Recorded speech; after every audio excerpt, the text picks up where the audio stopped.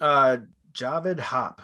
Okay. Can we send GSA and spam backlinks to ID page, Google Properties, GMB Map Link, and GMB Properties? I don't recommend it.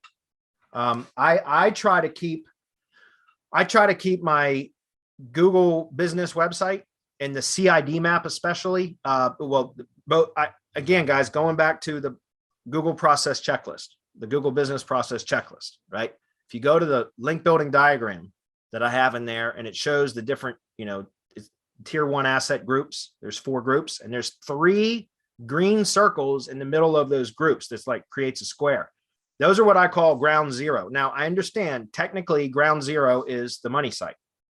And then tier 1 entity assets would be Google Business Profile website, the Google Business Map, the G site, branded G site, the syndicate. All of those are technically tier 1. However, I've shifted how I think about it to where now I treat the Google Business website and the CID map URL as part of ground zero, right? Part of tier 0.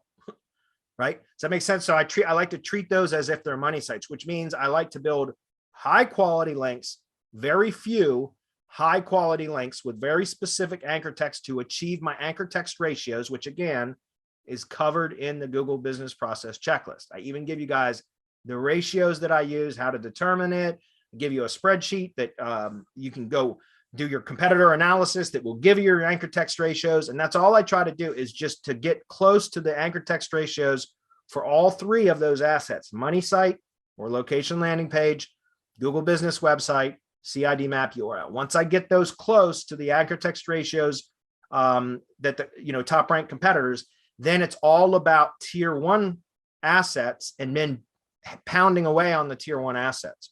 So, I don't recommend GSA or kitchen sink type spam links, bulk links to any one of those assets. You can still do it. We tested for years and we were able to just go crazy with just massive amounts of really just disgusting spam links. Porn links, everything you can imagine have been tested against those properties, and they've been able to take it. But I don't recommend it because you can achieve the results without spamming those. And I just, again, maybe it will never be an issue, will ever be a problem. But the way I look at it is I like to keep those 3 clean: money site, Google Business Profile website, and the Google Business Map. Those I like to keep clean. And then the G site, I'll hammer away at that with spam. The ID page, I like to keep that one a bit cleaner too. But you can get away with doing spam there too, guys, but make sure you're using the S3 URL as your target, not if you map a subdomain to your S3 bucket URL for the ID page. You do not want to build spam links to that subdomain if it's on your, if it's a subdomain of your root domain that's mapped over to the ID page. I don't do that because those will end up showing all those spam links in your backlink report. So if you're going to send spam to the ID page, you should only do it to the S3 URL, if that makes sense. Okay. But guys, your Google site, so sites.google.com, like I said, the Web 2.0 networks, the profile URLs and individual post URLs, you can hammer away with spam on those all day long. And you can, like I said, to the Google properties too, the GMB properties, but I don't recommend it. My own personal methods now, guys, is I treat those very much like I treat my money site. Okay.